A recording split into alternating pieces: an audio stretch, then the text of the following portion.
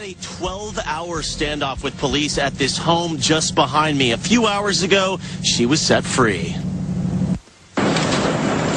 Flanked by her lawyers, Marianne Godboldo walks out of the Wayne County Jail, taking her first breaths of freedom since her 12-hour standoff with police last week. I'm very excited to be out, to be reunited with my daughter.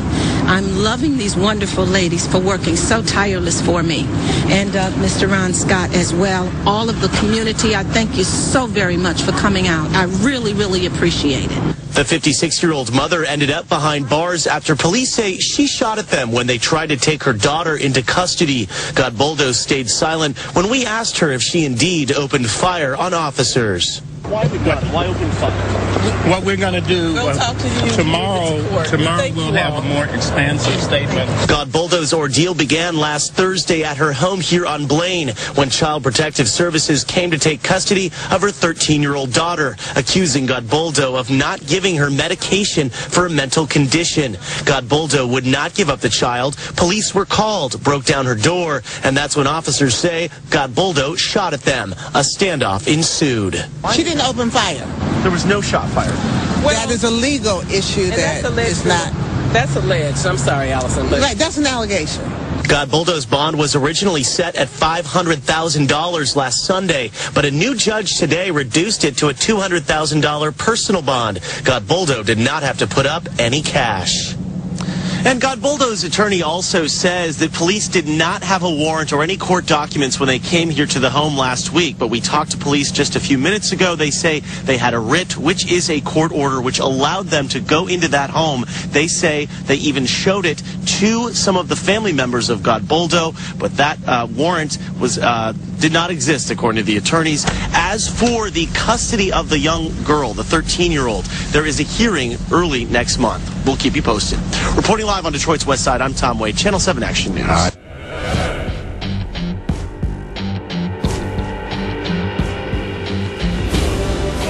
We now have the backstory on this. Many of the reports in the newspapers are saying that there's no evidence she shot at him.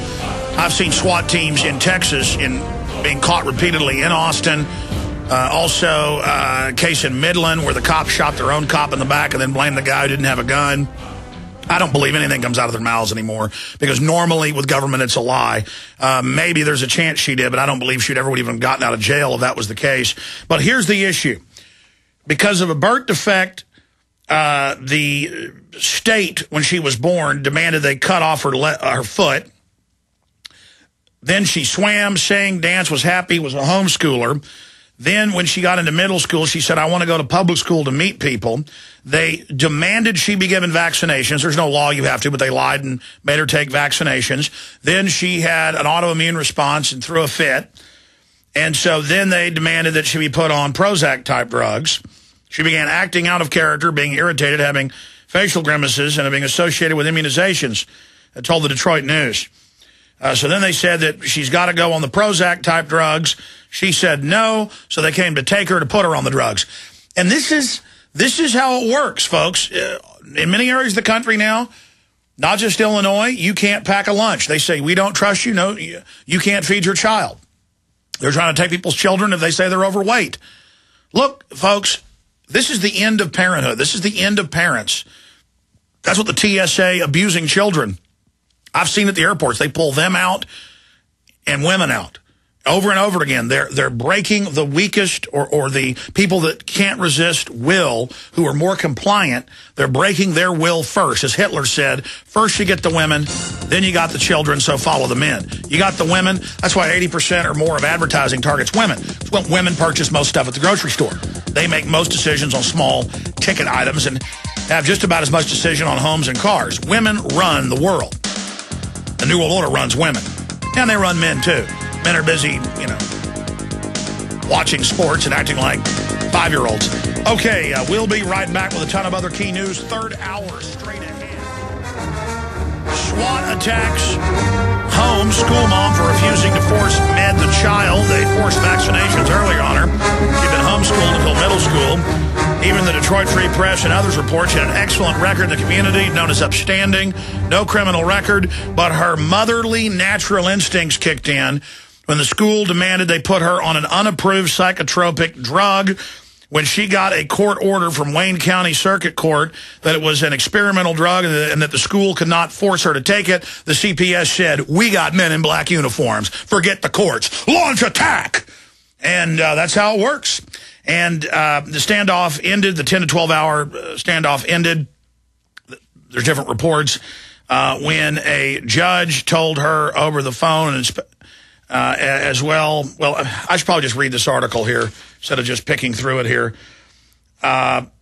She sought help from the Children's Center, an organization claiming to help families with at-risk children. Of course, they just called the CPS.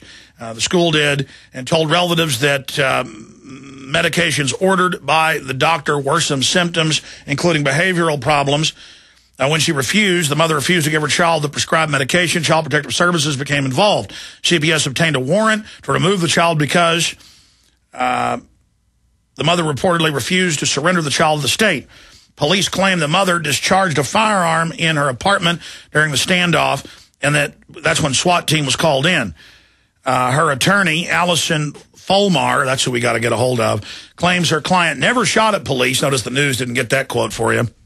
In a report in the Voice of Detroit, which reports that the police sent the Detroit Special Response Team officers who descended on the home with a tank and assault weapons. Video footage shows individual officers stalking and staking out the house, taking over behind trees with their weapons, as in a military operation, reports Health Impact Daily News. The Detroit News reports that the mother has an excellent reputation in her community, and during a 10-hour standoff, many people from the community offered to help with the negotiations, including ministers and community activists. Wayne Circuit Judge Deborah Thomas finally convinced the mother to surrender with a promise her daughter would be turned over to the relatives. And, of course, the same judge had issued the order they couldn't drug her. We don't care about judges. We got uniforms and machine guns. Family members, however, say the girl was grabbed by the state regardless of the promise. Well, the government promises. You can bet it ain't going to happen. They just ignored the judge. The mother, God Boldo, was arraigned Sunday before the 36th District Magistrate, Sidney Barthwell, Jr., on charges of firing a weapon in a dwelling. So it's not that they even say that she shot at the cops. She shot in the house, and that's denied. Felonious assault, resisting and obstructing an officer, and use of a firearm in the commission of a felony. Her bond was set at $500,000. I remember the Branch Davidians were found not guilty of shooting at police and arson, but then they were found guilty of using firearms in the commission of a crime, though no other crime was, there was no other conviction for another crime. And when the Supreme Court ruled that all of the Davidians be released, they weren't released for many years. See, this is how corrupt the system is. Just I see a little trick there they're doing. I'm shocked by the amount of bond. I never dreamed it would be set so high. She wouldn't be free to care for her daughter, said an outraged Deborah Thomas. Child Protective Services was trying to force her child to take a dangerous medication against her will. We have been able to get a court order signed by Wayne County Circuit Judge stating that the administration of the drug, which is not approved by the FDA in such cases. That's why they put her in Hawthorne, so they could dope her up. Family attorney Allison Folmer told the media. This case is yet another example of CPS working in league with the police in order to kidnap children.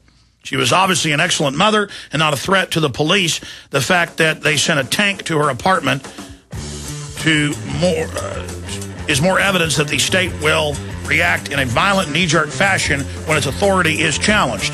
Yeah, it's about breaking our will. So there you go. First they lie and shoot her up with vaccine. Suddenly she starts having problems because of it. That's even in the vaccine inserts. It can cause that. Then they want to dope her up. She doesn't want to dope her up. Here comes the SWAT team. We'll teach you. We'll be right back. Your phone call straight ahead, 800-259-99. To finish up with what I was covering at the end of the hour, this girl was born. Her foot was deformed. They amputated it. Then she was homeschooled till middle school. Great grades, swimming, dancing. Her mother, well-known in the community, even the Detroit Free Press is saying no criminal record, upstanding member of the community. She wanted to go to public school to have more friends. Put her in there. Then they said, you got to have vaccinations. Obviously bullied the mom into that. That's not the law, but the news reported it like it was. More fraud. She suddenly starts to be angry, have headaches. That's one of the classic descriptions of side effects. Of course, that's really the main effect is what they want to do. And so they said, well, now we want to put her on experimental antipsychotics. And she even got a judge's order saying, no, CPS, you can't. CPS said, we don't care. Sent police to take her, to put her in some type of mental ward. The police claim she shot a gun inside the house. They come and grab her. And here it is. A mother cornered with her child, not wanting to hand it over to the state. They're like, well, it's the law. No, a judge had ordered them to not drug her. But the CPS didn't care because this girl was disabled.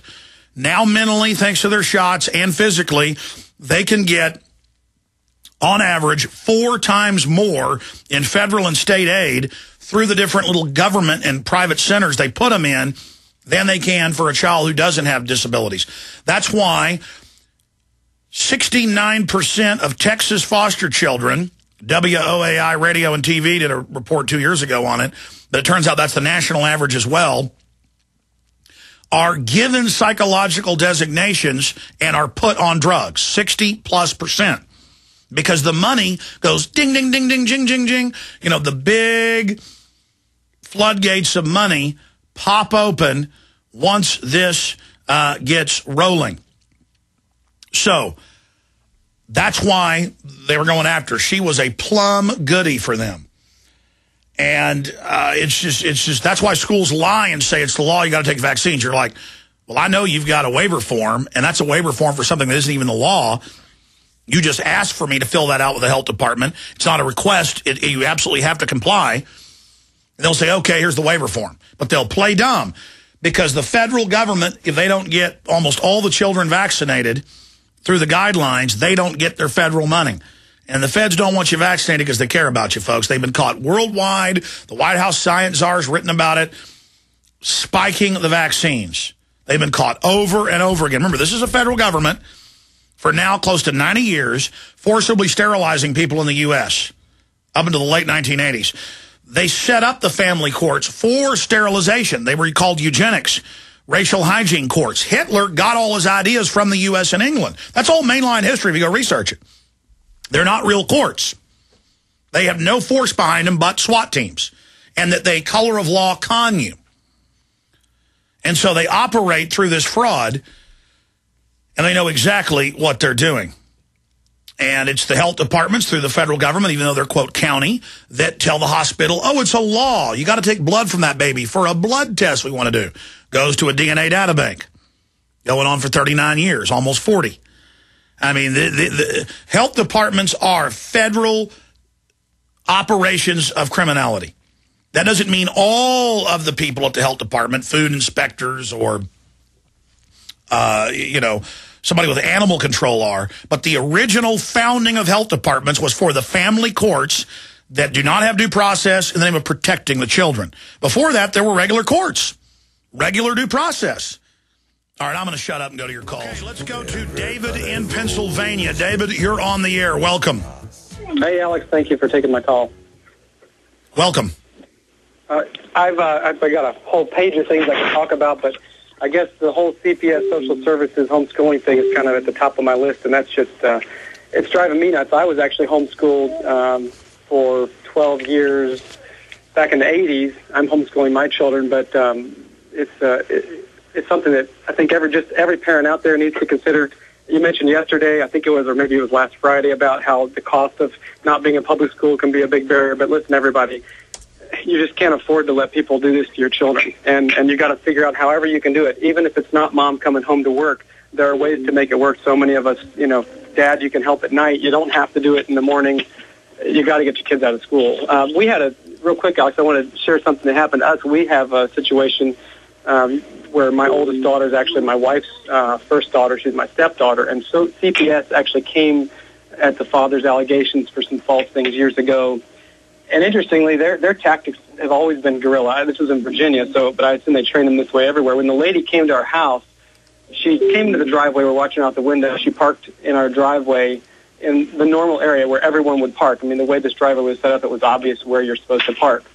She sat there for a couple seconds in her car, and then she adjusted her car, reparked it sideways behind our vehicle, as close as she could get to our car, so that there was no possible way we could get out of the driveway. And it was just remarkable, her whole mentality of, of this. Well, that's like a lot of the census workers will bust in houses, come at 10, 11 at night. They've had cases where they call SWAT teams if you don't talk to them, and they end up killing people. There's been a few cases of that last year. I mean, because they're giving people that don't have any training in the law, the Bill of Rights, police procedure, quasi-police powers. It's the same thing with CPS. And a lot of cops go overboard with the power they've got, and they've been trained a lot more and are sworn officers. These people aren't, and and the CPS just operate. I have covered CPS cases where they don't even fill out the child's name right, their age right. They'll just use old forms from other cases to file with the courts because they just operate under a predatory federal funding system where they have quotas to get more and more children. That's right, and their whole system is designed to try to trap you. They even told us, we were interviewed by someone, a psychological evaluator, to evaluate our fitness as parents. And we went in naively trying to just be so bright and chipper and cheerful. The lady was so bright. She was just kind and loving. I mean, she was just as sweet as Christmas pudding. And she writes the report a month later and completely stabbed us in the back, twisted everything out of proportion. Her only statement that she could make is, well, this little girl appears to be well-adjusted and she appears to be normal. But surrounded by that were pages and pages and pages against our Christianity, how we teach absolutes and what's wrong with us, and all this. Oh yeah, all over the country they take people's children because they're Christian, and they say that it's a cult. As Janet Reno said on 60 Minutes over a decade ago, she said, if you believe in the second coming of Christ, you are a cult member. Right, and that's the bottom line. And that's why even for homeschooling, it's not about academics or whether you're socialized well. Everybody knows homeschoolers do incredibly well. I mean, I had never had a problem getting a job. Now I run my own business.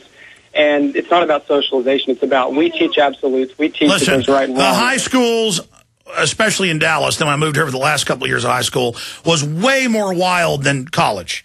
I mean, it was drugs everywhere, and I wasn't into drugs, but they were just everywhere. It was sex everywhere. It was materialism. I mean, I would never put my children in public school after what I witnessed. And they're just horrible. They're absolutely bottom of the barrel, horrible. And I went to a middle-class high school. I mean, I can't imagine. I taught people that had gone to high school in New York and places being robbed, being beat up. You hear the stories people like Howard Stern tells of being beat up every week at school and people taking his lunch money. I mean, that's what goes on. And then if you're not a wimp, you end up fighting back, and then you go to jail for it. I mean, I remember many times somebody would attack me in the parking lot or at an event, and I'd fight back, and the cops pull up, and the other guy's, knocked out on the ground with blood coming out their nose, and the cops go, well, you're going to jail. And then you have to get witnesses and go through the court process. I mean, it's horrible. It's horrible. And, like I said, when I was 11, 12, 13, getting beat up all the time, when I started fighting back, which is the only thing you can do, then you go to jail for it. I never got convicted of anything because my dad had some money and could get lawyers, but cops a lot of times wouldn't care. They'd say, yeah, this guy attacked Alex. There's 5 witnesses. They're like, we don't care. You're going to jail. Now, one time, some 25-year-old ex-con who the police knew and didn't like started a fight at a house party with me. And, I was fighting for my life, and I beat him bad because he was beating me up bad. I hurt him fierce. And when they were loading him in the ambulance, they said, we need to take you to the hospital, too. We're going to have to take you to jail. I'm like, well, I'm beat up a little bit. And they said, you got to go. Okay, or you're going to go to jail, you understand? So at least in that one case, the cops acted properly because the witnesses told them what happened.